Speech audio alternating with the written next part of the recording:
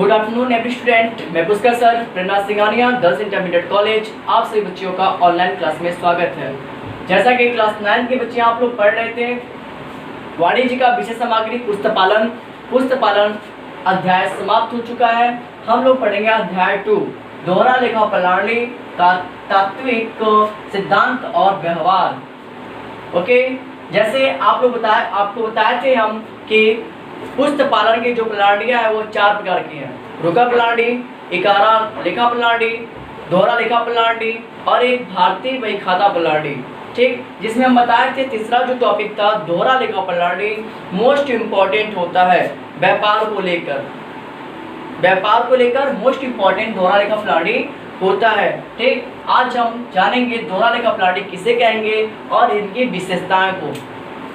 Okay, तो concentrate होकर आप लोग ध्यान से सुनिएगा, दोहरा लेखा प्रणाली का अर्थ और नोट्स बनाते जाइएगा। ओके, दोहरा लेखा प्रणाली का अर्थ। दोहरा लेखा प्रणाली आप सभी को बता दिया गया था, अच्छे से बताया गया था कि किसी व्यापार में, किसी व्यवसाय में प्रत्येक सौदों का लेन देन जो किया जाता है उन सौदों को 2 रूपों में लिखना ही दोहरा लेखा प्रणाली कहलाता है। वह 2 रूप क्या होते हैं? एक होता है डेबिट और एक होता है क्रेडिट। मतलब आपका डेबिट जो होता है वह ऋणी पक्ष होता है, क्रेडिट जो होता है वह धनी पक्ष होता है। ठीक, इसमें कुछ ऐसे रूल होते हैं, जैसे आप कह सकते हैं कि दोहरा लेखा प्रणाली व्यवसाय में लेन देन में जो पाने वाला होता है, पाने वाले व्यक्तियों को हम ऋणी पक्ष में लिखते हैं और देने वाले व्यक्तियों को हम धनी पक्ष में लिखते हैं, जिसे व्यवसाय के प्रत्येक सौदों को 2 रूपों में लिखा जाता है, जिसे हम दोहरा लेखा प्रणाली कहते हैं। ओके बेटा, तो दोहरा लेखा प्रणाली आपको समझ आ गया है। ओके, तो दोहरा लेखा प्रणाली के बाद हम लोग पढ़ेंगे विशेषताएं। इसकी विशेषताएं क्या है? दोहरा लेखा प्रणाली की विशेषताएं क्या है कि क्यों हम इसको तैयार करते हैं? तो यह वैज्ञानिक प्रणाली है। मतलब वैज्ञानिक प्रणाली क्या है? वैज्ञानिक आप सोच रहे हो कि जो एक्सपेरिमेंट करते हैं, या यू आर राइट, एक्सपेरिमेंट। वैज्ञानिक प्रणाली इसलिए हम कह सकते हैं कि इसमें जो भी हम कार्य करते हैं वो सुनिश्चित होता है। ठीक है, उनके परिस्थिति अनुसार वह कार्य क्या होते हैं? सुनिश्चित होते हैं। जो लेखा जोखा करते हैं वह एक प्रकार का लीगल प्रोसेस होता है। जो व्यवसाय में हम लेन देन का कार्य करते हैं उसका एक समय निर्धारित होता है, एक दिनांक निश्चित होता है और लेन देन की प्रक्रिया निश्चित होती है कि वह ऋणी है कि वह डेबिट है। तो इस प्रकार हम कह सकते हैं यह वैज्ञानिक प्रणाली है। दूसरा, प्रत्येक सौदों के दोनों रूपों का लेखा। प्रत्येक सौदों के दोनों रूपों का लेखा अभी जस्ट हम बताए हैं, डेबिट एंड क्रेडिट। प्रत्येक सौदे मतलब जो पाने वाला व्यक्ति है, जिसको हम दे रहे हैं, चाहे माल बेच दिए, रमेश को माल बेच दिया, रमेश क्या है? पाने वाला है, तो पाने वाले को डेबिट करेंगे, क्या होगा बताइए? अभी इसमें क्वेश्चंस अभी हम आपको लगाया नहीं है, इसलिए सॉरी, अभी क्वेश्चंस नहीं लगाए हैं, इसलिए आप बता नहीं पाएंगे। तो आप जब इसका लेखा करेंगे तो पाने वाले को डेबिट और देने वाले को क्रेडिट। तो मैंने कहा था कि सोहन को माल बेचा 10,000 रुपये का, तो सोहन पाने वाला है, Sohan debit to sales account. ठीक है, यहाँ पे होगा Sohan debit to sales account. ठीक है, अभी फिलहाल इस पे आपको ध्यान नहीं देना है। अभी आप नॉर्मल अभी दोहरा लेखा प्रणाली स्टार्ट किया है, इसके बाद आपका क्वेश्चंस लगेगा, आपको यह समझ आएगा। ठीक है, बस बताने के लिए हम बता दिए कि 2 रूपों में इसका क्या होता है? लेखा किया जाता है। ओके, 2 रूपों में मतलब एक ऋणी पक्ष और एक धनी पक्ष, डेबिट एंड क्रेडिट। प्रणाली न्यायपूर्ण होना। प्रणाली न्यायपूर्ण होना, आप जब लेखा किए रहेंगे कि सोहन को हम 10,000 का माल बेच दिए, सोहन का दिनांक, सोहन का एंट्री, सोहन का रुपया आपके बही खाते में प्रस्तुत रहेगा, उसमें लिखा रहेगा। तो जब लिखा रहेगा, जब आपका बही खाते में लिखा रहेगा तो क्या होगा? वह प्रणाली क्या होगी? न्यायपूर्ण होगी। क्या होगी? न्यायपूर्ण होगी।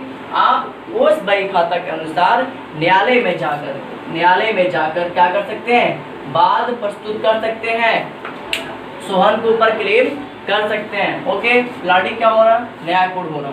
मतलब आप उसके ऊपर क्लेम कर सकते हैं कि ये 10,000 रुपये का माल लिए थे और मुझे भुगतान नहीं कर रहे हैं। निश्चित उद्देश्य होना। मतलब आपका दोहरा लेखा प्रणाली एक निश्चित उद्देश्य के लिए बनाया जाता है, जो व्यापार की आर्थिक स्थिति की जानकारी प्राप्त किया जा सके। तो इसका एक उद्देश्य होता है, उस उद्देश्य के माध्यम से दोहरा लेखा प्रणाली का कार्य किया जाता है लेखा जोखा का। पांचवा, कुछ निश्चित नियमों के आधार पर लेखा। कुछ निश्चित नियमों के आधार पर लेखा, जैसे अभी हम एक कहता है Sohan debit to sales account, तो एक नियम होगा तभी ना वो ऐसा हुआ, तो इसमें नियम होते हैं। चलिए हम नियम बता देते हैं।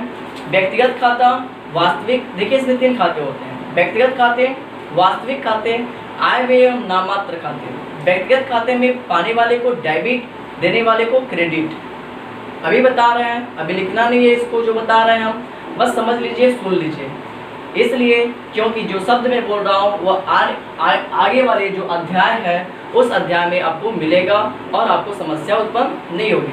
तो पाने वाले को डेबिट, देने वाले को क्रेडिट, किसमें? व्यक्तिगत खाते में। ओके। दूसरा आपका है वास्तविक खाता, जो व्यापार में आएगा, जो संपत्ति व्यापार में आएगा उसे हम डेबिट करेंगे, मतलब रेडी करेंगे। जो व्यापार से संपत्ति बाहर जाएगा उसे हम क्या करेंगे? क्रेडिट करेंगे, मतलब धनी करेंगे। ओके। आय व्यय, तीसरा है आय व्यय एवं नाममात्र खाते। अगर व्यापार में आय होता है उसे हम क्रेडिट करेंगे, अगर व्यापार में हानि होती है उसे हम डेबिट करेंगे। तो यही है आपका कुछ निश्चित नियमों के आधार पर लेखा, मतलब कुछ निश्चित नियम होते हैं उसके आधार पर हम क्या करते हैं? लेखा करते हैं। इसकी यह विशेषता है, जो बताया है उससे बस आप सुन लीजिए और जो नियम बताए उसको, ऐसा नहीं इसको सुनना है तो उसको नोट भी करना है। ओके, उसको हम आगे अध्याय में बताएंगे आपको। तो कुछ निश्चित नियमों के आधार पर लेखा, तो यही नियम थे जिसमें हम क्या करते हैं? 2 रूपों में इसका लेखा करते हैं, एक ऋणी पक्ष, एक धनी पक्ष। छठवां है अंक गणितीय संबंधी शुद्धता का होना। अंक गणितीय संबंधी शुद्धता का होना मतलब प्रत्येक जब हम सौदे का लेखा करेंगे तो उसमें अंक गणितीय क्या होगी? शुद्ध होगा। जाहिर सी बात है, हम प्रत्येक सौदों का लेन देन किए, आय हुआ तब भी लिखें, व्यय हुआ तब भी लिखें, क्रय हुआ तब भी लिखें, विक्रय हुआ तब भी लिखें, कमीशन दिए तब भी लिखें। ऐसे हम प्रत्येक सौदों का जब लेखा करेंगे तो हमारी अंक गणितीय शुद्धता संबंधी क्या होगी? वो शुद्धता होगी। तो जाहिर सी बात है यह हमारे दोहरा लेखा प्रणाली की विशेषता थी, जिसे आप लोग भली भांति समझ चुके होंगे और दोहरा लेखा प्रणाली का अर्थ भी समझ चुके होंगे। हमें आशा होगी कि आप लोग अच्छे से नोट्स बना रहे होंगे और नोट्स हमें ज़रूर दिखाइएगा। व्हाट्सएप ग्रुप में अपना कॉपी का नोट्स फोटो खींचिएगा उसका और उसमें डाल दीजिएगा, ठीक है? और सब्जेक्ट लिख दीजिएगा। ओके, तो फिलहाल आज के लिए इतना ही। इसको नोट्स बना लीजिएगा, कल आपको बताएंगे इसका उद्देश्य, दोहरा लेखा प्रणाली का उद्देश्य। Thank you plus.